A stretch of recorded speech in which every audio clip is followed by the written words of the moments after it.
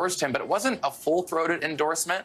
In fact, she said that there are many things her and Trump don't agree upon. And then over the past few months, we've seen a lot of Republican operatives encourage Donald Trump to get Nikki Haley to come on the campaign trail with him, hoping that would court a lot of her supporters, specifically suburban women in some of those crucial swing states. That never took place, Yamiche. And so what is the why here? Why would Donald Trump choose to say that he doesn't want to have Pompeo or Haley in his second administration? From sources that I've been speaking with at the Trump transition headquarters, they are dead set and locked on this administration being focused on having Trump loyalists in the administration, those that they believe will stay in their corner throughout the entire course of his admin. And if you look at Haley, if you look at Pompeo, they've been critical of Donald Trump. Haley has called Trump unhinged. Pompeo has been critical of the way that Donald Trump has handled some of his legal woes. And so looking ahead here, we see that the Trump transition team is focused on getting Trump loyalists into that White House alongside of him to lead. And it's really interesting because Trump loyalist really means that you were not critical even in the last few days, because we saw Nikki Haley say some things that were negative when it came to how Trump was running his campaign. But a lot of great reporting. Thank you so much, Jake. And now we're going to go over to Capitol Hill. There are still plenty of questions about the new power dynamic in Congress. Republicans have already reclaimed control of the Senate. Now they're faced with deciding who will be the new Senate Majority Leader. Just a few moments ago on social media, the president-elect himself weighed in on the behind-the-scenes discussions.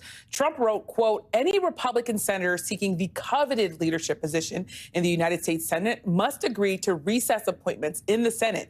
Additionally, no judges should be approved during this period of time because the Democrats are looking to ram through their judges as the Republicans fight over leadership." So that's what you're hearing from Donald Trump. NBC News Capitol Hill correspondent Julie Sirkin joins us now. So, Julie, where are Republicans right now when it comes to deciding who will be the next Senate Majority Leader? Well, just moments after President-elect Trump posted that message, Rick Scott, who's one of the three contenders in the running to succeed Mitch McConnell, actually reposted it saying he 100% agrees and he'll make sure to do exactly what Trump is asking any leader to do. And Rick Scott has been getting some endorsements from MAGA world, from Elon Musk, from Tucker Carlson, from sitting senators as well. His bid is still seen as long shot. He's running against the two Johns, as we call them, Senator John Thune, who is the #2 current Republican in Senate leadership, and Senator John Cornyn of Texas. Thune, by the way, urged Trump publicly not to weigh in ahead of Wednesday's leadership elections. Clearly, Trump is not really heeding that call. We'll see what happens on Wednesday. The thing here is that this election happens by secret ballot. It's behind closed doors. They have to get a majority of the Senate Republican Conference. Right now, that looks like they'll have 52 seats. They might have a 53rd if Dave McCormick's race in Pennsylvania is called for him. We'll see what happens, but certainly Trump is not going to know who voted for who at the end of the day. It's going to be really interesting to see if Donald Trump even leaves it here. He could, for all we know, tweet a name or post a name of the person he wants to be the Senate Majority Leader. But I also want to ask you about how lawmakers on Capitol Hill have been reacting to the election results that we saw this week. So, Julie, what have we been hearing? Well, Republicans are excited. They feel like they have this mandate, Yamiche. In fact, in the Senate, at least, they're going to have the biggest majority that we've seen around here from Democrats or Republicans in years. They want to pass a lot of sweeping policy proposals, reforming the tax code. Some of them even want to investigate some of the Democrats that led investigations against the now president-elect. They want to make changes at the southern border. But when you look across the aisle, yes, there is still some hope that Democrats, very slim hopes, that they could still take control of the House. But they really are doing some soul searching. I've been talking to a number of Democrats, I know you have too, Yamiche, trying to figure out what their future is and who the future leader is. Take a listen to Seth Moulton. He's a Democratic congressman from Massachusetts, earlier with Alex Witt. We've got to seriously re-examine how we are talking about the economy so that we can actually push back on this and have a reasonable agenda, because this is the bottom line. If we don't have a rational approach to these issues, whether it's trans issues or economic issues or what's going on at the border or anything else, then the Republicans are going to succeed at just shoving their radical agenda down the throats of every American. Now, Moulton faced some criticism for comments that he made about trans athletes, but his point today was we should be able to have these tough conversations. And at the end of the day, what we're hearing from a lot of Democrats is they should be talking about the economy, inflation, and kitchen table issues, Yamiche. Certainly a lot of soul searching and a lot of blaming all around on the Democratic Party. Thanks so much, Julie. And on day one, President-elect Donald Trump has promised to carry out a laundry list of initiatives. Take a listen. He says, "You're not going to be a dictator, are you?" I said, "No, no, no, other than day one. We're closing the border, and we're drilling. After that, I'm not a dictator." On day one, I will launch the largest deportation program of criminals in American history. We're going to get them out. We have to. The moment we win, we will rapidly review the cases of every political prisoner unjustly victimized by the Harris regime, and I will sign their pardons on day one. I will sign it on day one. On day one, I will end Kamala's devastating national gas export ban. Do you believe we have a ban? A lot of people don't know that. I will immediately terminate the Green New Scam. On day one, I will sign a new executive order to cut federal funding. We are going to cut federal funding for any school pushing critical race theory, transgender insanity, and other inappropriate racial, sexual, or political content onto the shoulders of our children.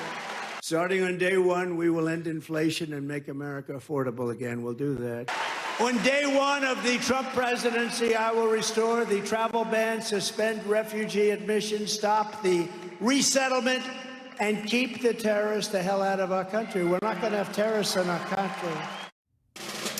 Well, folks, we told you it was a laundry list, and joining us now to go through that is Kara Lenig. She is an MSNBC contributor and national investigative reporter for The Washington Post. She's also the author of 3 books that deal directly with President-elect Trump and his presidency. The first, A Very Stable Genius. Second, I Alone Can Fix This. And Zero Fail, The Rise and Fall of the Secret Service. So, Kara, we've talked a lot. We covered, of course, Donald Trump together. So Donald Trump has shared his list of priorities from day one, and we saw it in that sound. Day one, he's saying, what do you believe he'll actually prioritize when you think about what he's going to do when he gets sworn into office? Clearly, Yamish, he believes that he was reelected in one of the most amazing political comeback stories ever by his attacks on the Biden-Harris economy and by his repeated claim that immigrants are harming our country. There's no evidence to support that, but he's been able to successfully convince a lot of voters that they are at the root of problems with people getting jobs, problems with our economy, problems with crime. Again, no evidence for that, but it's part of how he was reelected. So I can see him making those very much the top priorities. You know, and I know from covering him before, that he had Republicans around him in his first term who were very concerned about some of the things he was launching into that didn't have a legal basis and sometimes would be dangerous for the economy or dangerous for the public. And they thwarted him at every turn. They discouraged him and told him, you know, just so you know, this isn't legal to close down the border. It's not legal in our country to do that. And they were often successful, Yamish. This time around, that crowd is pretty much gone. There are going to be very few people telling Donald Trump no or telling him that something's illegal. There may be courts that do that. You asked the smart question. He's made a lot of claims about day one. Donald Trump is going to try to deliver things with a stroke of a pen on day one. So I think it's totally feasible that he's going to start an effort to roll back all sorts of green energy initiatives of the Biden administration day one, stroke of a pen. All very likely that he's going to start with, as we said, this rounding up of immigrants, the ones he considers illegal. And then that could be pretty chaotic. Remember the travel ban against certain countries that had Muslim religions? That didn't work so well for America. It didn't work so well for those countries. And it was ultimately found not constitutional. We'll see what happens. But those are his biggies. Well, one of the great things about talking to you is that you also have this dual expertise in Donald Trump and, of course, national security. So I want to ask you, how much do you think he'll make good on the threats to go after his political enemies, especially, as you said, the guardrails aren't going to be the same as they were in the first Trump administration, and you might have someone like an attorney general that is completely loyal to Donald Trump over even the DOJ policies or even our Constitution, some critics of him have said. What do you make of that? Feels to me like, you know, you've nailed it. DOJ choosing an attorney general his number one priority. There's a reason for that. He feels that he was unfairly attacked now and prosecuted and investigated. And actually, people can debate whether or not we should have spent X amount of time investigating certain things that have to do with the overturning of the election. His effort to, for the first time in history, block the peaceful transfer of power.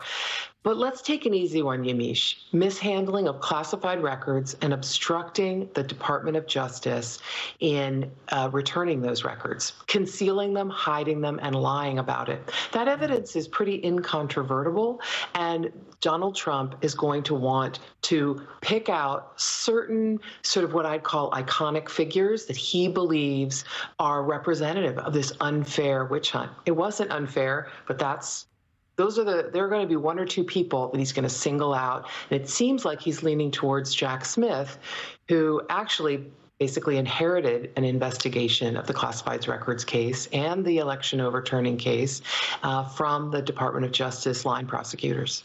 Yeah, a lot of names, but I think I've been hearing from my sources that Jack Smith is also one of those people who they've been looking at as sort of a top priority. So thank you so much, Carol, for all your great reporting and your 3 books, maybe a 4th and 5th coming up, but thank you so much. And next, in his first term, Donald Trump upended the federal judiciary, appointing hundreds of federal judges and 3 Supreme Court justices. So what can we expect this time around? We'll explore that question after the break.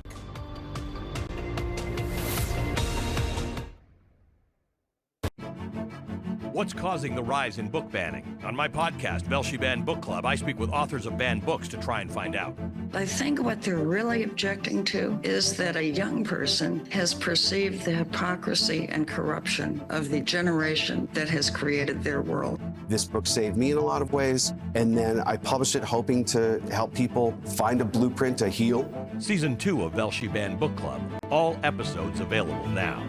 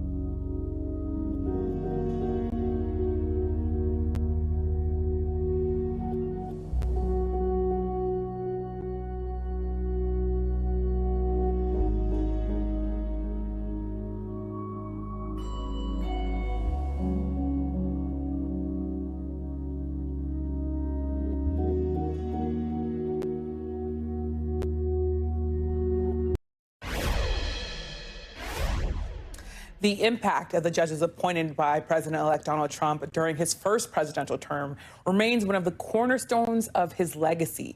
He appointed 3 justices to the Supreme Court and named 234 judges to the federal judiciary. With 3 Supreme Court justices now currently in their 70s, many are wondering how conservatives will continue to shape the court during a second Trump term. Joining me now is NBC News senior national political reporter Sahil Kapoor. Sahil, you have a great new article out about this. How prepared are Republicans to see conservative judges during Trump's second term? And what are you expecting to see from his administration this